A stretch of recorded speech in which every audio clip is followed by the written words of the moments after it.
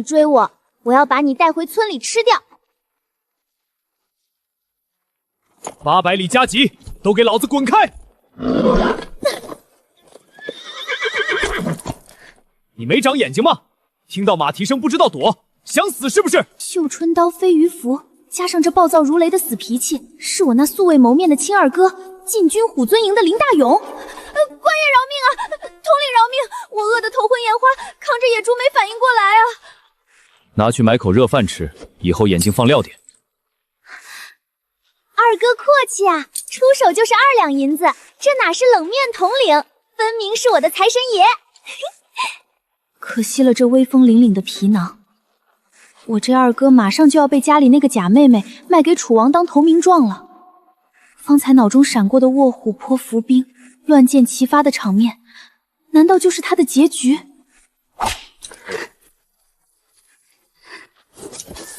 官爷，这银子我不能要，无功不受禄。我虽是猎户，也懂规矩。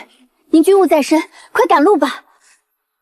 你惊扰了战马，行迹极其可疑，无故在军马驿道上徘徊，又拒绝盘串，莫非是在此踩点，给贼人断后？本统领怀疑你是楚王细作，立刻带回府内严加审问。救命！我要吐了！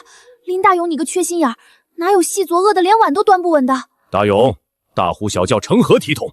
回父亲，这女猎户惊扰军马，儿子怀疑她是楚王细作，来人，押下去严加看管。这眉眼太像我丢了3年的小婉了。那个揉手指的小动机是婉丫头从小的习惯。月柔方才眼神不对，她肯定也认出了什么，绝不能让小婉再出事。先按猎户养女的名义留下，暗中护着。她怎么没死在断魂崖，居然还跟着二哥回府了？绝不能让她的身份暴露。我的大小姐位置谁也抢不走。二哥，你是不是误会了？这位姑娘看着可怜，怎会是细作呢？姑娘别怕，先拿帕子擦擦脸吧。好一股做作的茶香，怕不是用80道工序熏出来的。装什么活菩萨？拿走，离我远点儿。这手帕上喷了迷魂香，闻多了会变成他的木偶。月柔，细作危险，莫要靠近，免得伤了你。唉，最惨的还是我这瞎眼亲娘，那是在喝催命毒药啊。林月柔天天在明目汤里下白芒草，算算日子，我娘是不是半夜头疼欲裂，眼睛剧痛如针刺？母亲您怎么了？是不是眼睛又不舒服了？别碰我！名场面啊！我看你们这一家子打算怎么收场？你母亲累了，都回去吧。月柔只是看你脸色不好，想扶你一把。可是月柔做错了什么，惹您生这么大气？哎呦喂，急了！这黑心白兰花急了，太臭了！这女猎户身上到底是什么怪味儿？快把她弄出去！把这细作拖下去，立刻洗刷干净。儿子，这就让人把她刷掉一层皮。这老太太鼻子开过光吗？别洗我呀！我右边锁骨上可是有一块火焰形胎记，要是被认出来了，楚王那边不得立马翻脸？慢着，这细作狡猾得很，我亲自去。母亲不可，这种粗活还是让下人去做吧，或者让月柔代劳。放肆！你一个未出阁的姑娘，跟着去审问什么细作？给我乖乖回房待着，哪里都不许去！拎上她，跟我走。放开我！我要报官！我天生怕水，洗了我会死。姑娘，省省力气吧，乖乖洗了。少受点皮肉之苦。这容嬷嬷拿的丝瓜丝比砂纸还粗。容嬷嬷，你退下。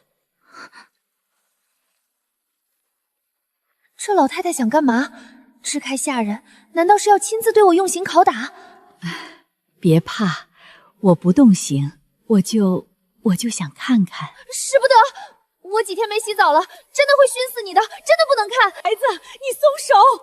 容嬷嬷，把她给我从头到脚洗刷3遍。哎，轻点儿，破皮了！是你，真的是你！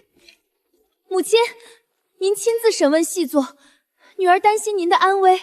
这等来历不明之人，身上恐有恶疾或戾气，还是让下人们来处理吧。来人，将这女子拖出去，交由大理寺处置。我操，多损啊！这是想绕过我娘，直接把我送官灭口？胡闹！这女子身份，夫人已经审问清楚了。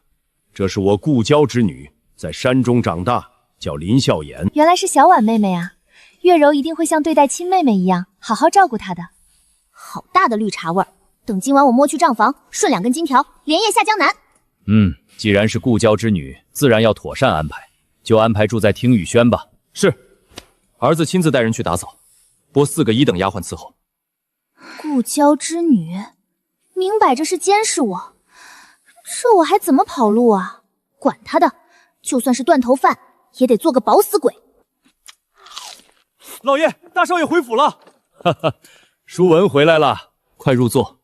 这段日子在大理寺审案辛苦了。大哥辛苦了，月柔特意为您泡了您最爱的君山红针，还替您把书房都擦拭整理了一番呢。大哥回来了，长得倒是人模狗样的，可惜啊，马上就要被这黑心肝的假妹妹坑得下大狱喽。这傻大哥还不知道，这毒妇已经把伪造的通敌书信塞进你那方宝贝端砚的底座下面了。等明天三司会审的公差一搜，咱们全家就整整齐去法场问斩了。月柔有心了。二弟是在军营沾了社气，回家要收收性子，我这便去书房查阅卷宗。大理寺办案，闲杂人等一律退后，违令者斩。李千户，你率兵强闯我府邸，意欲何为？天哪天哪，无偿索命来了！哼，奉旨办事。林书丸涉嫌通敌叛国，即刻搜查，一派胡言。我儿清正，你若搜不出，老夫定告你诬陷之罪。给我搜，一寸一寸查。若是真的搜出什么，月柔宁愿替大哥顶罪。好孩子，难为你懂事。千户大人，搜到了，在端砚底座缝隙里发现藏匿的密信。1张纸就能定罪，不如千户大人当众念出来。不见棺材不掉泪，本千户这就让你死个明白。那山里的野猪，就像我奔腾的心。哈哈，笑死我了！这就是通敌信，发疯的野猪求偶吗？林书文，你耍老子！这就是你藏的通敌信！李千户，这分明是府里不懂事的小丫鬟乱扔的纸条，竟然被有心人塞进我的端砚下。不是我耍你，是有人在背后做局。你若拿不出其他铁证，林某定到狱前参你一本，治你一个擅闯首府府邸寻衅滋事之罪。误会，这绝对是误会，定是那举报之人胡言乱语。下官这就回去严查那诬告之徒。撤！月柔，你说奇不奇怪？这浑浊诗词怎么会跑到你刚刚仔细擦拭过的端砚底下去呢？大哥明鉴，月柔擦拭的时候明明什么都没有的，定是哪个手脚不干净的下人想要陷害。好了，此事必是朝中政敌所为，意图构陷。今日之事，谁也不许在外乱嚼舌根。至于这诗词，赶紧拿去烧了，伤风败俗。没听到母亲的话吗？赶紧扶小姐回去休息。这绿茶一计不成，肯定还有后手。不行，此地不宜久留。今晚我就去厨房偷2只烧鸡，爬墙走人。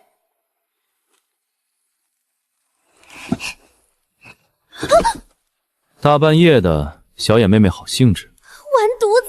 这五夫大半夜不睡觉，跑厨房来捉贼！二表哥，我梦游呢。哼，梦游？既然醒了，就随我去母亲院里一趟。母亲眼疾加重，正好缺人侍疾。我不去，我怕染了病气。去个屁呀！那毒妇今晚肯定要去送毒汤，我过去看你们全家表演怎么被毒瞎吧。父亲母亲，小婉说她担心母亲的身体，非要来试病。分明是你绑我来的，这下好了，跑不掉了。等会儿真得跟你们一起排队投胎了。老爷夫人，大小姐来了。女儿给父亲母亲请安。白天的事是女儿管教下人不严，让那小人弄脏了大哥的书房。好家伙，这变脸的速度，白天还吓得像只瘟鸡，晚上就又披上这层白莲花皮了。你母亲让你禁足，你为何还出来？女儿只求母亲喝下这口明目汤，便立刻回房禁足，再不出来惹母亲心烦。这毒妇也是狗急跳墙了，白天没弄死大哥，今晚直接在汤里加了足足3钱的白芒草。月柔这是做什么？母亲怎会生你的气？白天的事儿都已经查明了，是那大理寺故意找茬，与你何干？你这孩子就是心眼太实。这汤熬了3个时辰，定是累坏了吧？女儿不累，只要母亲眼睛康健，女儿就算割肉熬汤也是愿意的。母亲，趁热喝了吧。母亲老了，这眼睛也就这样了。倒是你，月柔如此孝顺，我们又怎忍心让你劳累伤神？这碗十全大补的明目汤，理应由月柔喝下，好好补补身子才是。不行，这是给母亲熬的药，女儿怎敢僭越？女儿不配。呦呦呦，慌了，这大白莲慌了。怎么会不配？你是林家的大小姐，千金之躯，你为了母亲熬汤损耗了心血，这碗汤便是对你孝心的奖赏，必须喝。父亲，女儿真的不可，这汤里加了许多清肝明目的药材，女儿体热，喝了恐怕会流鼻血的。流鼻血算什么？妹妹莫不是嫌弃这汤不好喝？这可是你亲手熬的3个时辰的心血，一滴都不许浪费。来，二哥喂你。来，月柔张嘴，别辜负了大哥和二哥的一番心血。哎呀，妹妹怎么如此不小心，连站都站不稳了？看来是真的气血两缺到了极点，这汤今日你不喝都不行了。我不喝，这汤里有毒。什么？妹妹莫不是要说这汤里有毒？哎呀，这明目汤怎么还变了颜色？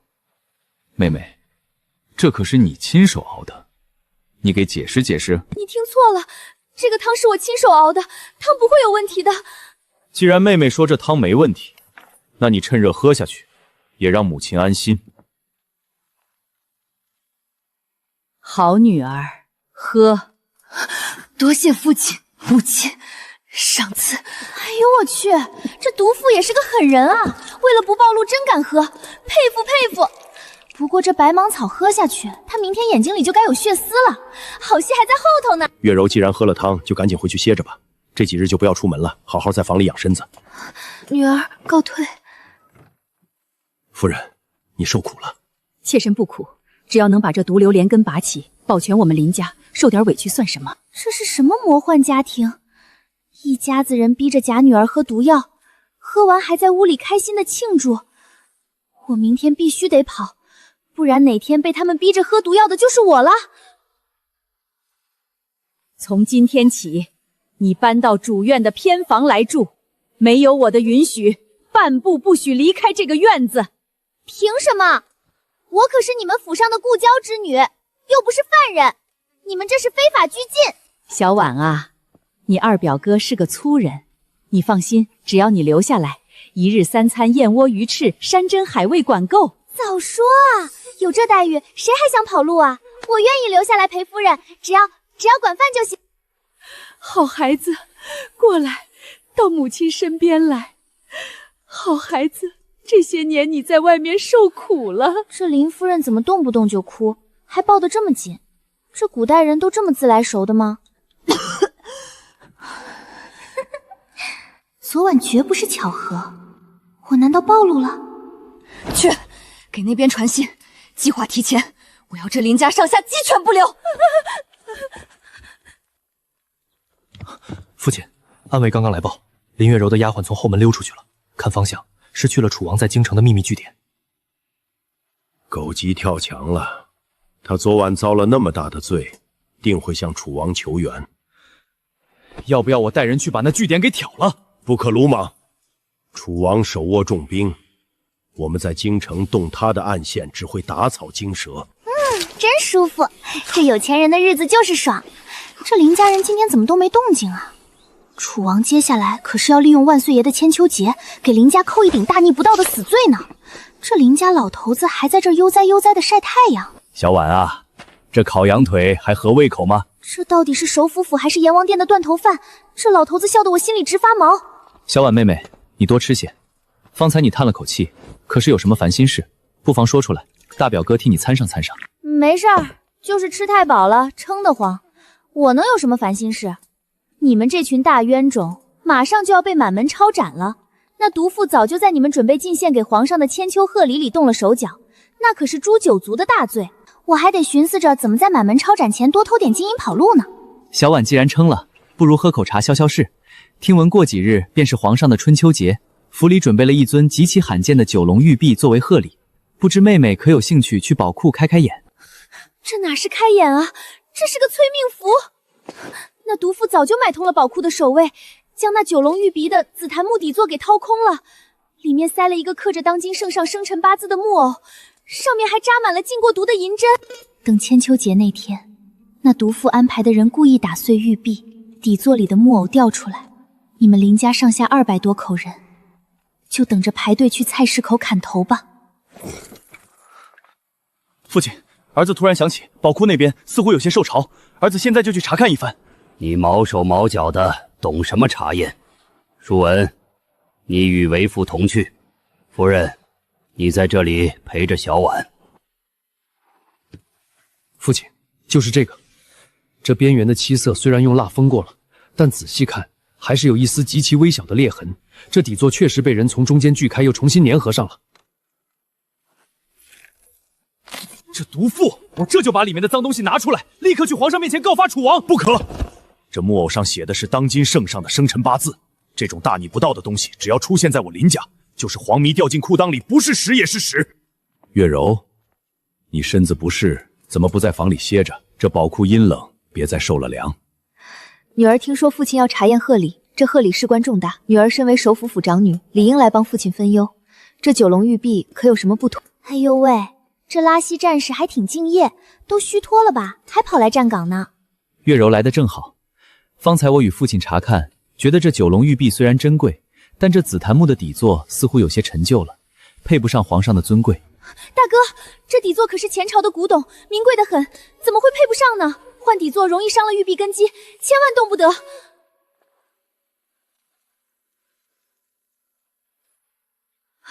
你要干什么？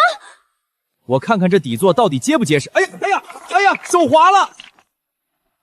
现在的工匠真是越来越不像话了，为了偷工减料，居然在这紫檀木底座里塞这种破布娃娃凑重量，真是世风日下，道德沦丧。月柔别怕，虽然这九龙玉璧碎了，但这底座里的脏东西被清理掉了，也算是不幸中的万幸。若是真把这种塞了破布的劣质底座送给皇上，那才是大不敬呢。是啊，大哥说的对。我记得月柔前些日子似乎让人寻了一块极其罕见的昆仑暖玉，不如将那块暖玉作为首府府的赠礼。怎么，月柔舍不得？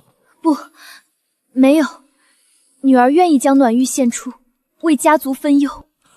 好，真是为父的好女儿。哎呀，月柔小姐晕倒了，快送大小姐回房。绝了，这毒妇竟然被气晕了。不过可惜了，那昆仑暖玉也不是什么好东西。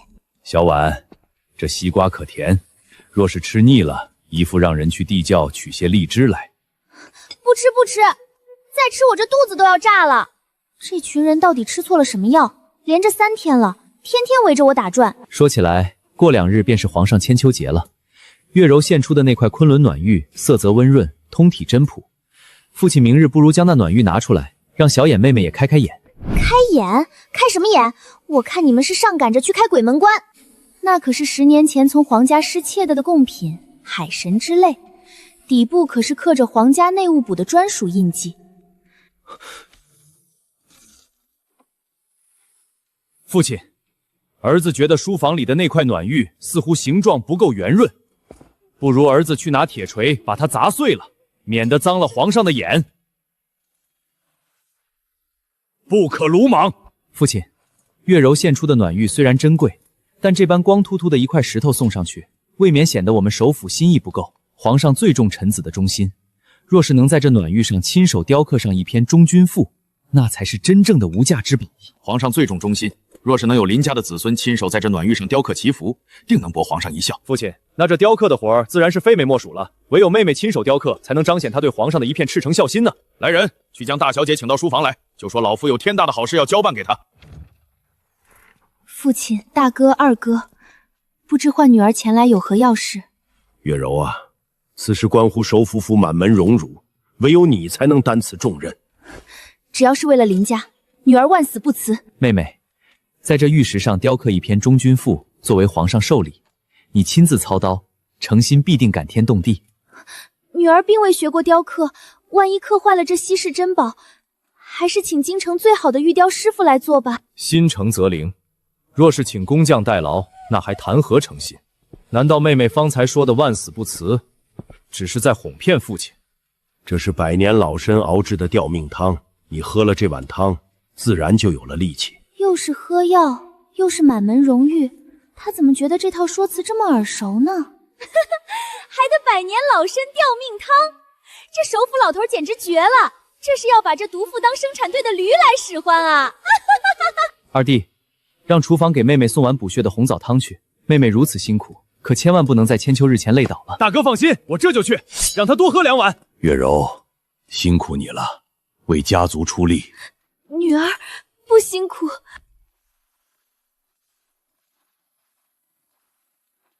都平身吧，今日朕的千秋不必拘礼。林统领这是怎么了？脸都红到脖子根了。陛下，臣回陛下，犬子是个粗人，方才饮酒过急，殿前失仪，还望陛下恕罪。哼哼，无妨，林统领是真性情，朕就喜欢这股子实在劲儿。陛下，老臣何家为陛下千秋备了一份贺礼，还望陛下过目。林爱卿的贺礼，朕要好好看看。臣女感念皇恩，亲手在这昆仑暖玉上雕刻了一篇忠君赋，以表林家满门赤诚之心。字迹虽然稚嫩，但一笔一画颇有诚意。林爱卿，你这个女儿有心了。谢皇上夸奖，臣女才疏学浅，只求一片忠心能被皇上看见。这台词背得挺溜啊，可惜好戏才刚开始呢。这底部是怎么回事？回皇上，臣女雕刻时不慎失手。失手？这些划痕方向凌乱，分明是刻意刮的。林正堂，正面精雕细琢，底部却一片狼藉，这是什么道理？陛下，那不是失手，是臣命小女刻意刮去的。刮去的是什么？回陛下，老臣在查验时发现，这玉的底部原刻有内务府的印记。老臣觉得事有蹊跷，便命小女在雕刻时将印记刮去，以免冒犯天威。内务府的印记，林月柔，这玉从何处得来？回皇上，是臣女托人从西域商人手中购得。西域商人？那为何底部会有我皇家内务府的印记？你不知，或许是那商人从前在内务府当差。放肆！内务府贡品何等森严，岂是一个商人能带出去的？何年何月，托何人，从何处购得？可有凭证？来了，连环质问，一问细节，当场死机。陛下，此事非同小可。若这玉当真是内务府失窃之物，需彻查来源，追问幕后主使。林小姐，你口口声声一心为皇上贺寿，却献上一件疑似赃物，究竟是被人蒙蔽，还是另有图谋？不是我的主意，是楚王给我的这块玉，那是10年前失窃的贡品海神之泪，底部有内务府专属印记，不可能认错。我是听命行事，不是主谋。自曝砍车，楚王还没出事，他先把楚王卖了。陛下明鉴，月柔自数日前便得了失心疯，老臣本想将他锁在后院，可他执意要来为陛下贺寿，老臣拦不住啊，家门不幸。回陛下，臣妹不仅疯癫，前几日在府中还弄了扎满毒针的木偶，行验圣之法。陛下，此等妖女行验圣之术在前，献赃物在后，又贪污亲王，罪无可赦，应打入死牢，严刑拷问。赵大人如此大公无私，老臣佩服。只是老臣听说，昨夜有人给赵大人府上送去了2万两黄金，就藏在大人那第18房小妾的床底下。林正堂，你血口喷人！陛下，老臣还听说，那黄金匣子里另有一个暗盒，藏着楚王谋反的密信。陛下，他诬陷！林书文何在？臣在。朕命你即刻率大理寺人马前往赵府搜查第18房小妾的床底，搜不出东西，你提头来见。臣遵旨。皇儿息怒，今日是你的千秋，何必为消爪之辈坏了心情？林正堂是首辅，这些年没有功劳也有苦劳，家门养出一个疯癫女儿，做父亲的已是痛心极后。此事依哀家看，林首辅也是受了蒙蔽，就不必牵连林家了。至于这妖女，传朕旨意，林月柔行验圣之术，现内务府失窃配贡品，贪污亲王，押入天牢，交大理寺严审。林正堂教女无方，罚半年俸禄，闭门思过3日。赵大人暂且收押，等林叔阿搜出证据，一并论罪。多谢陛下不杀之恩，多谢太后娘娘恩典。走好不送啊，贾姐姐，天牢的伙食可不怎么样哦。好了，不过是几个宵小作乱，今日是朕的千秋，各位爱卿不必扫兴，满饮此杯。小婉啊，今日在宫中你也算是受了惊吓，这些御膳你慢慢吃，以后这府里的库房你想要什么尽管去挑。哟，这老头子今天怎么这么大方，连库房都对我开放了。不过吃顿好的也对，以楚王那睚眦必报的性格，得知自己亲闺女被下了大狱，赵侍郎也被抄了家，今晚肯定要派人来血洗首府府泄愤。小眼，大哥观你神色似乎有些心神不宁，可是觉得今夜风大，这府里不太安全。神特么的风大不安全，是刺客哥的刀快不安全。那老匹夫派出的可是他麾下最可怕的密探组织夜宵里的头号杀手鬼影，这家伙杀人不眨眼，轻功天下第一，走路连个鬼影子都没有。原著里这家伙今晚子时3刻就会摸进首府府的书房，不仅要偷走爹爹保管的3省军饷总账册，还要在书房里放一把火，顺手把林正堂这老头子的脑袋割下来挂在城门楼子上呢。父亲，儿子这就去书房守着，定叫他有来无回，不可鲁莽。那鬼影既然是楚王手下的头号密探，岂是泛凡之辈？那怎么办？难道就眼睁睁看着他把军饷账册偷走？那可是3省的命脉啊！二弟，这密探既然想来偷账册，那我们自然要好好招待他。父亲，那账册不如先换个地方。那是自然，为父这就去书房将账册取出来，贴身收好。至于那盒子里，为父给他留点惊喜。这3个大冤种在那嘀咕啥呢？二弟，厨房里好像还有几斤上等胡椒面，你这就去全都搬过来。另外，去把库房里的捕兽夹、绊马索还有老鼠药全都找出来。今夜咱们给这位鬼影大人布置一个天罗地网。首府府不过如此。不好，有埋伏！该死，这首府府怎么会有捕兽夹？好痒，好！该死，这是什么邪门的毒药？他现在战力至少减半，我去一棍子闷死他！不急，好戏才刚刚开始。咱们给鬼影大人准备的大餐还没吃完呢。找到了，军饷账册。我的眼睛！时机已到，收网。你们怎么会知道？楚王的走狗，受死！一起死吧！不好，二哥快闪开，他要咬毒牙了！他嘴里左边第2颗牙齿里藏着毒物弹，吐出来全都得完蛋。舒文，挑断他的手筋脚筋，关进地牢。明日一早，老夫要带着这份大礼，亲自进宫面圣。是，父亲。这出大戏真是精彩绝伦啊！这3个大冤种居然奇迹般的反杀了，虽然手段极其下流，但确实有效。不过这鬼影虽然栽了，但他身上可是带着楚王写给京城叛军的联络密令的。那密令就藏在腰后的第3块脊椎骨下面的一层肉色贴片里。这老头和2个哥哥要是只把他当个刺客交上去，那可就错失了扳倒楚王最好的铁证了。找到了，小婉说的没错，这上面写着京城3大营中共有12名正副将领早已暗中投靠了楚王，上面还有他们约定的暗号和集结地点。楚王好恶毒的心思，好大的手笔啊！父亲，事不宜迟，这份名单极其重要，必将引起朝野震荡。我们必须做好万全的准备，以防叛将狗急跳墙。大哥说的对，今晚我就带人去把这12个王八蛋的家门全给堵了。明天皇上一声令下，老子一个个砍了他们的狗头。哎呀，困了，这半夜的看戏真累。这密信找到了，这群大冤种肯定要去出风头。要是明天在朝堂上直接拿出这份名单，只怕还没等皇上下旨抓人，那皇上身边的丽妃就要跳出来说这名单是林家伪造的了。到时候要是拿不出铁证，那可就是极其严重的欺君之罪啊！这官场真难混，还是做个咸鱼好。回去睡觉喽。皇上，臣妾听闻昨夜首府府闹了刺客，林首府可是国之重臣，臣妾担忧的整宿都没合眼呢。还是爱妃最懂朕的心意。首府林正堂携2子在殿外求见，说是抓到了极其凶恶的刺客，特来面圣。宣，老臣叩见皇上。皇上啊，老臣昨夜差一点就见不到皇上了。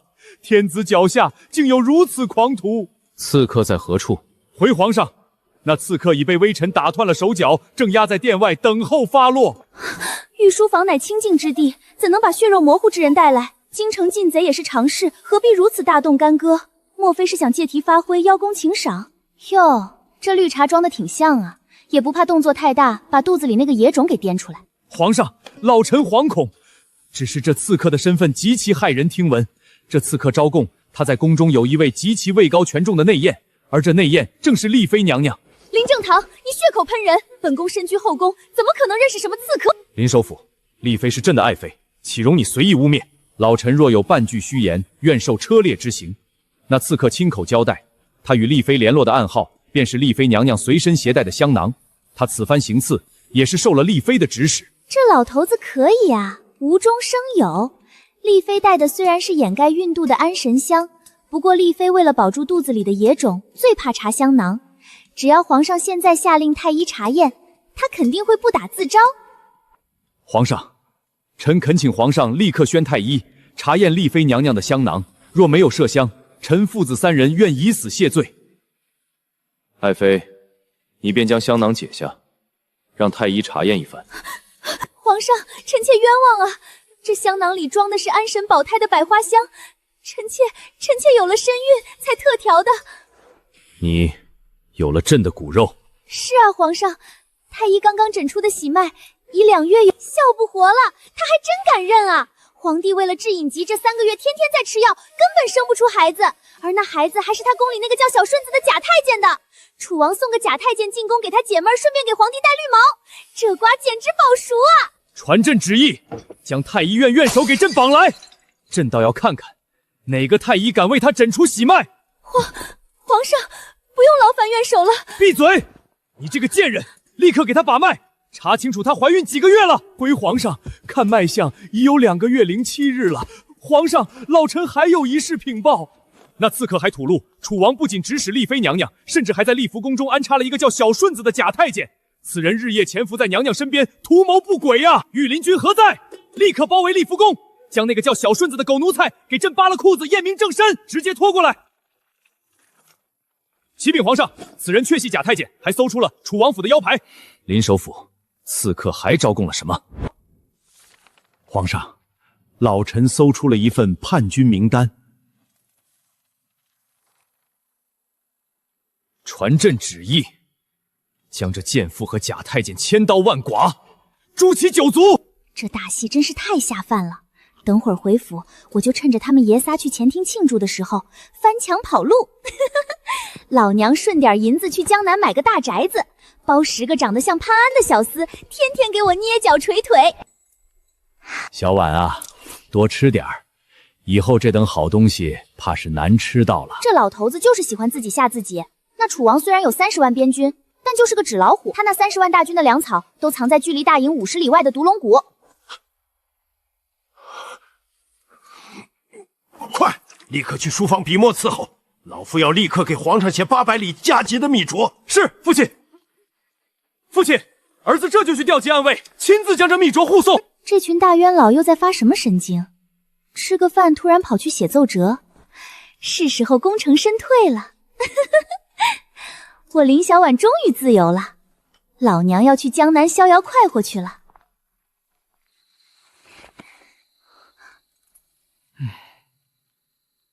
你们大半夜的不睡觉，跑墙根底下开帮派大会呢？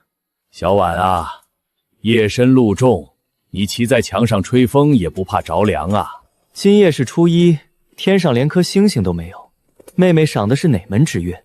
那我先下去了，你们接着开会啊！慢着，小婉，你这怀里装的是什么？没什么，几件换洗的破衣服。完了，被抓包了！这群大冤种怎么提前在墙外面堵我？小婉，不用藏了，夜明珠是为父故意放在那里的。为父？老头子看上我了，口味也太重了吧！你胡思乱想些什么？你是不是以为我们都是傻子？你说什么？小婉，哦不，亲妹妹，你刚才在心里说粮草藏在独龙谷，大哥已经写成密折送给皇上了。我的小眼啊，你受苦了！社死，极其惨烈的社死，让我挖个地缝钻进去！赶紧下来！你可是我林正堂极其尊贵的嫡亲女儿，谁敢惹你，为父打断他的腿。好，那从明天起，燕窝当水喝，首饰按斤称。哈哈哈，遵命，包在二哥身上。接住老娘！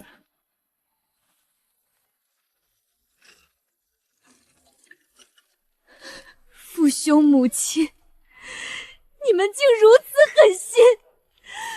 再见了，大白莲。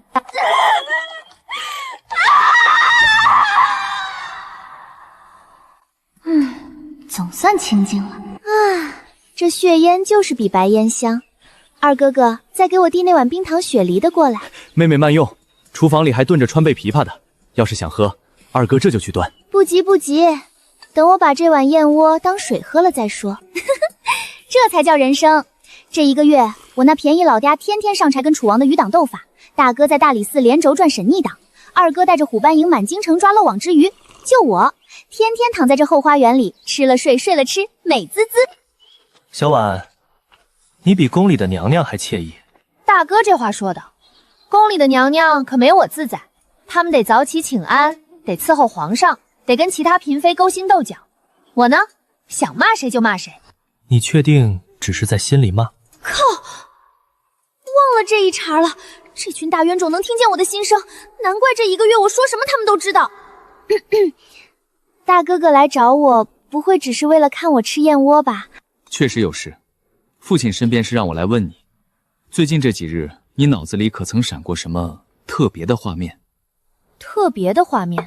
什么样的画面算特别？就是那种有人要倒霉、要出事儿、要掉脑袋的画面。哦，原来这一家子把我当预警器了。我就说这1个月怎么好吃好喝伺候着，合着是在等我接收下一个倒霉蛋的死讯？没有，我脑子里干干净净，什么都没有，就偶尔闪过几盘红烧肘子、清蒸鲈鱼。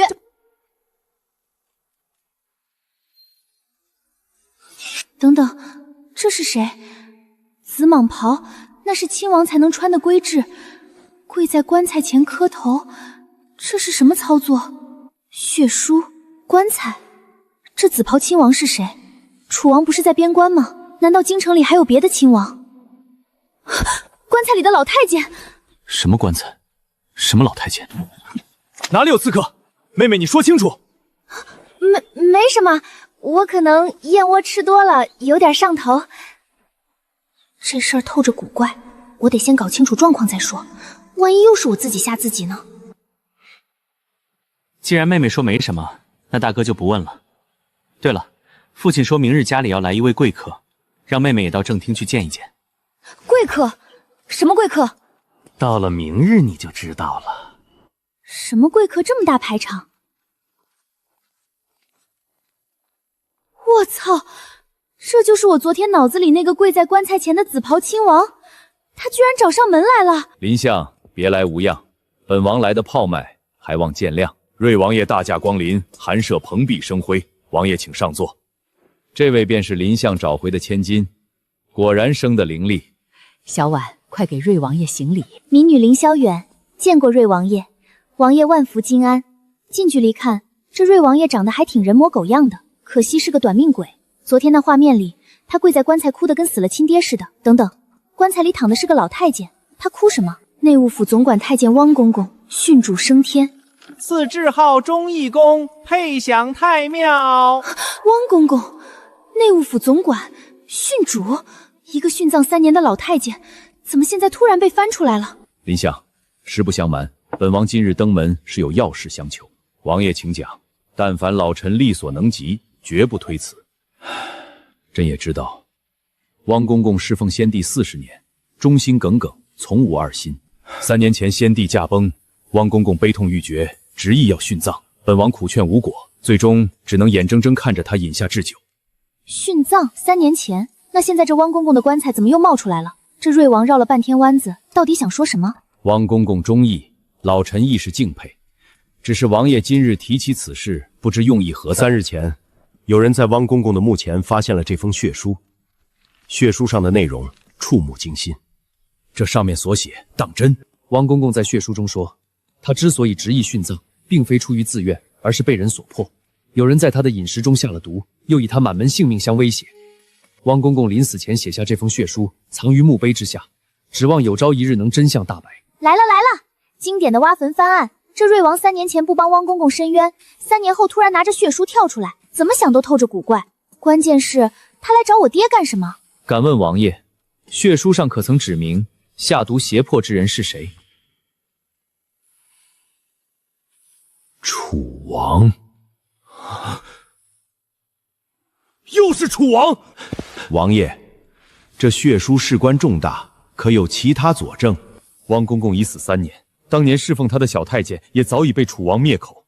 这封血书是唯一的证据。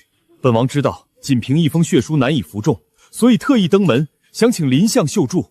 王爷想让老臣如何相助？3日后是先帝忌辰，本王要在太庙前当着满朝文武的面，将这封血书呈给皇上。届时，本王需要一位德高望重的老臣站出来为本王作证。我操，这是要拉我爹下水啊！当着满朝文武的面翻先帝的旧账，这事儿不管成不成，参与的人都没有好下场。要是成功了，皇帝会觉得你功高震主；要是失败了，楚王反咬一口，那就是满门抄斩。这瑞王看着温文人雅，心思比楚王还毒。王爷，老臣有一事不明。林相请讲。3年前汪公公殉葬，王爷既然明知其中有冤，为何当时不查？林相有所不知，3年前先帝驾崩，皇上刚刚登基，朝局动荡，楚王手握30万边军，权势熏天。本王当时人微言轻，即便知道汪公公冤枉，也不敢贸然出手。王爷忍辱负重，老臣理解。只是如今楚王虽已失势，党羽尚未完全清楚，王爷此时翻案，时机恐怕还不成熟。林相，汪公公一生忠义，难道就让他含冤九泉？本王若是连这桩冤案都不敢替他翻，100年之后有何面目去见先帝？接着演。要不是我昨天看到他跪在棺材前那副古怪的表情，差点就信了他的邪。他翻案是假，肯定还有别的目的。王爷大义，老臣佩服。只是此事牵扯重大，容老臣思量2日，再给王爷答复。林相，本王知道你在顾虑什么，只是这封血书不仅仅关乎汪公公一人的清白，血书背后藏着一个惊天的秘密。若是这个秘密被揭开，莫说楚王，就连都会身败名裂。朝上旨，那是指皇帝啊！这瑞王好大的胆子，居然敢拿皇帝做文章。不对，他说的连到底是指谁？难道还有比皇帝更大的？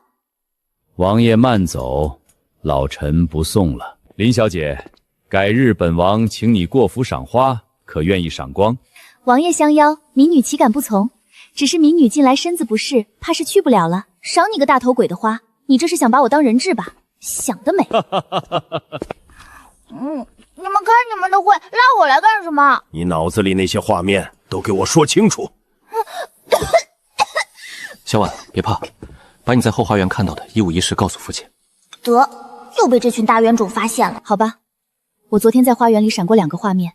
第一个，瑞王跪在一口黑棺材前磕头，棺材里躺着一个老太监。第二个，太监尖着嗓子喊内务府总管太监汪公公殉主升天。汪公公，就是那个被楚王逼死的汪公公。妹妹看到的画面，应该就是3日后的太庙。只是，瑞王既然要为汪公公翻案，为何要跪在棺材前磕头？那我哪知道？他不是在哭汪公公，他在演戏。汪公公的血书是真是假不重要，重要的是他要在满朝文武面前做一出忠臣泣血的大戏。父亲的意思是，他翻汪公公的案子是假，真正的目标是皇位。皇位？这瑞王是想当皇帝？可是当今皇上是先帝嫡长子，名正言顺登的基，瑞王只是个亲王，他凭什么争？当今皇上虽是先帝嫡长子，但先帝临终前曾留下过一道遗诏。什么遗诏？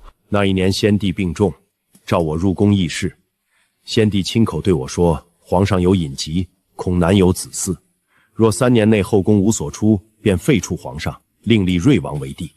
我操，这么劲爆！皇帝没有生育能力这事儿我知道，上回丽妃那野种就是最好的证据。但先帝居然留了一道废帝遗诏，那瑞王要是把遗诏抖出来，皇帝岂不是要倒大霉？父亲，那道遗诏现在何处？遗诏由汪公公保管，汪公公一死，遗诏便下落不明。怪不得这瑞王绕了这么大一个圈子，原来是为了那道遗诏。他肯定以为汪公公临死前把遗诏交给了老爹，所以才跑来装可怜套近乎。要是老爹真帮他翻了汪公公的案子，就等于承认自己手里有遗诏。到那时候，皇帝还不得把林家上下200多口人全拉去菜市口？好个瑞王，比楚王还阴毒！父亲，咱们这就进宫，把瑞王的阴谋禀告皇上。不可，我们没有证据，贸然告发，反倒给了瑞王反咬的口实。妹妹，你的脑子里可还闪过其他画面？真没了，我这脑袋又不是放皮影戏的，哪能天天有画面？其实还有一幅，那棺材盖子合上之后，瑞王从袖子里掏出了一卷明黄色的东西，难道那就是遗诏？瑞王手里已经有遗诏了，为什么还要演这出哭棺材的戏？他直接把遗诏拿出来不就行了？他手里有遗诏，却不敢直接拿出来。父亲，儿子明白了，那道遗诏虽然可以废帝，但单凭瑞王一人拿出，皇上完全可以否认其真实性。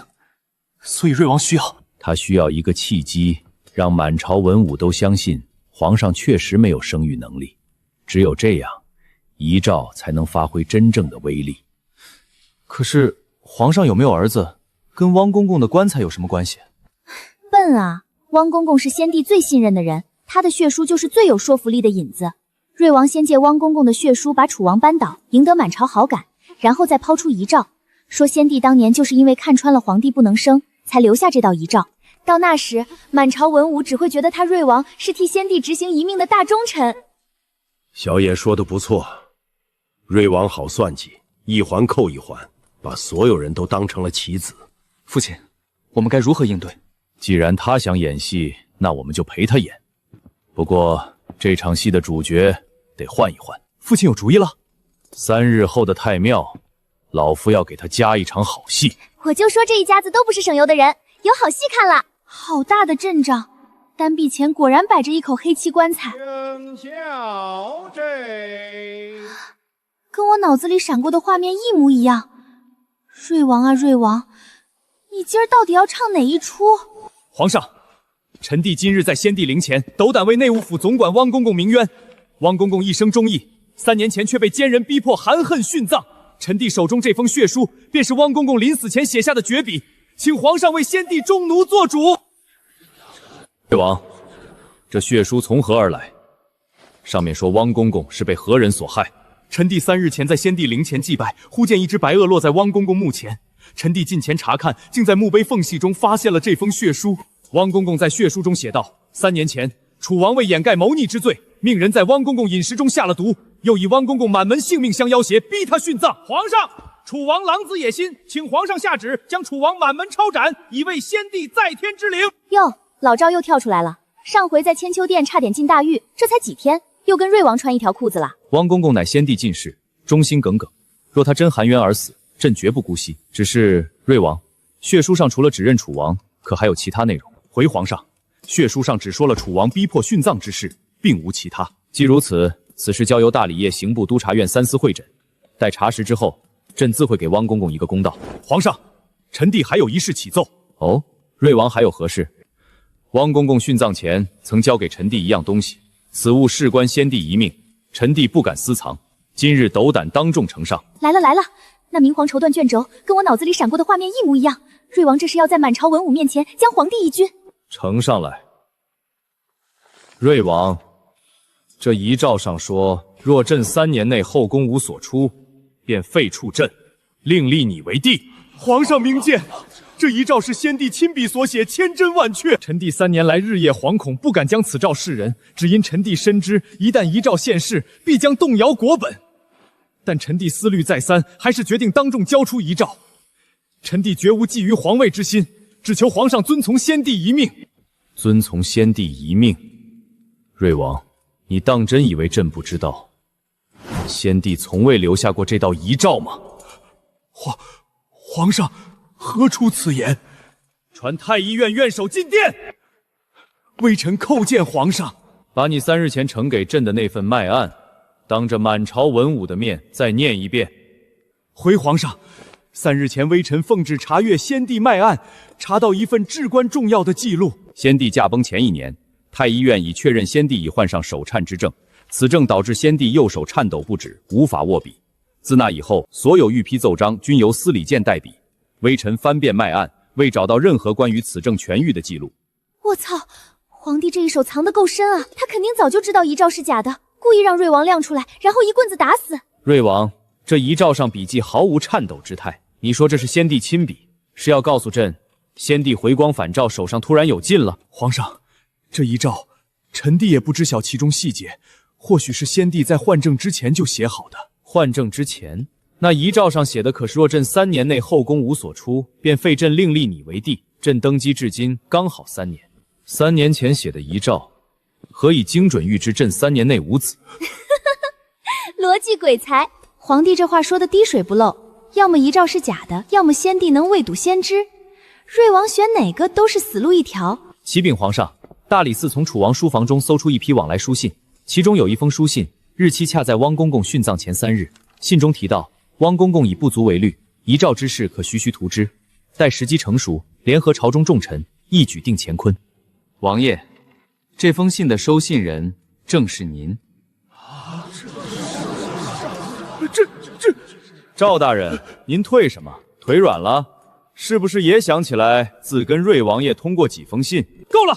传朕旨意，瑞王伪造先帝遗诏，勾结朝臣，图谋篡位，罪无可赦，即刻夺去亲王爵位，押入天牢，交由3司会诊。瑞王府满门圈禁，一应财产查抄充公。赵大人收受贿赂与逆党勾结，一并押入天牢，严刑审问。我不服！我不服！皇上，那遗诏是真的，是真的，先帝确实要废你。好家伙，瑞王机关算尽，最后栽在一封信上。说到底，还是我家老头子棋高一招。那封搜出的信，8成是他安排人提前塞进去的。可怕，太可怕了！我以后绝对不能得罪这老头子。众卿都看到了，先帝驾崩不过3年，便有人迫不及待要谋朝篡位。朕今日把话放在这里，皇位谁想要，尽管来拿。只不过瑞王的下场就是你们的明天。吾皇万岁万岁万万岁！这位皇帝之前看着窝囊废，没想到手段这么狠。不过话说回来，要是没有楚王书房那封信，光凭脉案，其实也未必能钉死瑞王。真正把瑞王送进天牢的，还是我家老头子那一手无中生有的布局。我说，老头子，今天太庙那出戏，你是不是早就知道皇帝憋着大招？你觉得呢？这不明摆着吗？皇帝肯定提前得到了消息，那封楚王书房搜出的信，8成就是他授意大哥提前安排进去的。那遗诏是真的还是假的？真假重要吗？皇上说它是假的，它就是假的。妹妹，先帝脉意上写的清清楚楚，驾崩前1年就已无法执笔。不管瑞王手里那份遗诏是从哪儿来的，他在法理上已经站不住脚了。所以瑞王折腾了这么一大圈，从一开始就注定要输。他若安分守己，做个富贵贤王，皇上未必会动他。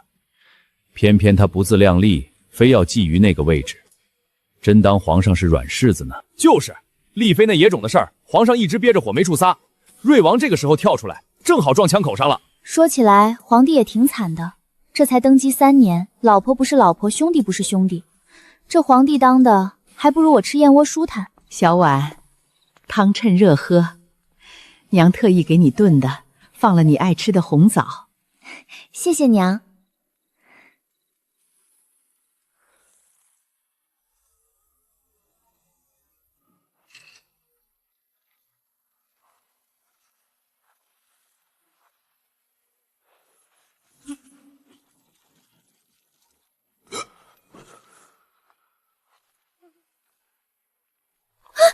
妹妹，怎么了？又看到什么了？没什么，就是汤有点烫。天牢、黑斗篷、毒酒、红色曼珠沙夺，这人不是皇帝派去的。这人背后的主子是谁？为什么要杀瑞王灭口？小妍，汤凉了就不好喝了。爹，大哥、二哥、娘，我困了，先回去睡了。去吧，大勇，送小妍回听雨轩。是，父亲。大哥，天牢那边要不要加派人手？妹妹放心，大理寺的守卫很森严。不过，妹妹既然这么说了，大哥回头就去安排。那就好。打开牢门。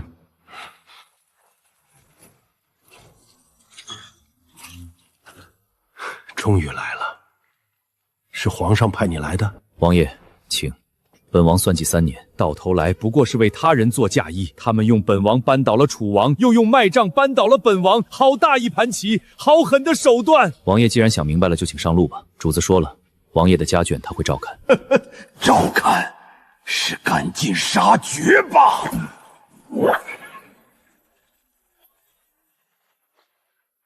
瑞王爷，大理寺的牢房可不是谁都能进来行凶的。你们早就在这里埋伏，若非如此，怎能抓个现闯？阁下袖口那朵曼珠沙华倒是别致，不知是哪位主子的印记。拦住他！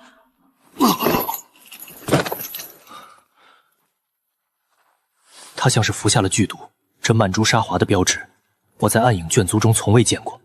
是他的人。他是谁？茶，那杯茶在你们来之前就封锁天牢，查清楚瑞王今晚吃了什么，喝了什么，见过什么人，所有人都不许离开。是。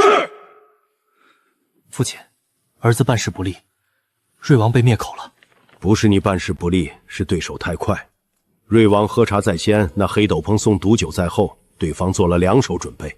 即便我们抓住了送毒酒的人，瑞王也活不过今晚。能在天牢给瑞王下毒，这人在宫中和大理寺都有漏印，而且藏得极深。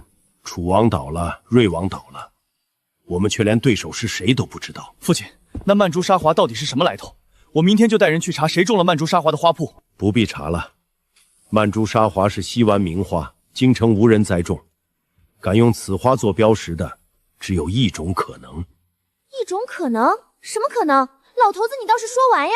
话说一半会遭雷劈的。门外那位，进来吧。夜风凉，别冻坏了。靠，被发现了。爹，我睡不着，出来溜达溜达，不小心就走到这儿了。听雨轩到书房要穿3个院子，你这不小心走得够远的。我交代，我坦白，今晚喝参汤的时候，我脑子里闪过一个画面，就是那个黑斗篷去天牢给瑞王送毒酒，画面最后停在那人袖口的曼珠沙华上。我越想越不对劲，就过来看看。妹妹要是早点说出来，大哥也许能多布置些人手，把活的抓回来。对不起，大哥，我以为那只是瑞王的仇家来灭口，没想到背后还有这么大的牵扯。不怪你，你看到的只是断章，拼不出全局。舒文，把那纹样给小婉看看。这针法不像是中原的绣工，曼珠沙华的花瓣边缘用了一种很特别的锁边针法。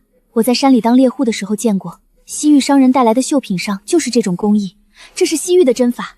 你确定？我在山里当猎户的时候，跟西域来的商队打过交道，他们卖的绣品上用的就是这种锁边针。中原绣娘不用这个，他们觉得太粗糙。西域，楚王的边军就驻扎在西域，难道这个组织跟楚王余党有关？不一定，西域来来往往的人极多，能用西域针法的人未必就是楚王的人。那还能是谁？京城里的权贵总不可能跟西域商人有勾连吧？先帝在位时，负责西域通商事宜的就是汪公公。汪公公？难道汪公公没死？父亲的意思是，汪公公可能还活着。汪公公确已殉葬，但他执掌内务府40年，门生故旧遍布朝野。若有人想借他的名号行事，并不难。那就查，把汪公公当年的门生全都查一遍。不可，此事牵连极广，贸然动手只会打草惊蛇。况且这个组织能潜入天牢动手，能让刺客当场殒命，说明他的势力远比我们想象的要深。父亲，我们要不要把今晚的事禀告皇上？明日一早，舒文随我进宫，但今晚的事只禀告瑞王被灭口、曼珠沙华和西域针法的事，暂且按下不提。为什么不提？因为皇上身边未必干净。我操！老头子怀疑皇帝身边有内鬼，这下事情大条了。本以为楚王倒了，瑞王倒了，天下就太平了，结果又冒出一个更神秘的曼珠沙华组织。这朝堂上的水，真比猎户山上的超泽还深。从今日起，此事除了书房中4人，不许向任何人提起，包括你们的母亲。大勇，明日开始虎贲营的训练加倍，随时准备应对突发。舒文，大理寺那边的案卷，有关汪公公的内容全部调出来，我要逐字细看。是，父亲。那我呢？我干什么？你继续吃你的燕窝，睡你的懒觉。只是如果有新的画面闪现，第一时间告诉为父。得，说来说去，我还是个预警器。行吧，那我回去睡了。你们爷仨继续熬着吧，记得让人给我送夜宵，我要蟹黄小笼包。这都什么时辰了，还蟹黄小笼包？二哥哥刚才说什么？二哥说马上派人去厨房蒸，蟹黄要挑最肥的。这朝堂上的局一环比一环深，不过没关系，反正天塌下来有老头子顶着。当然，如果坑太大了，我也会拉着他们一起跑的。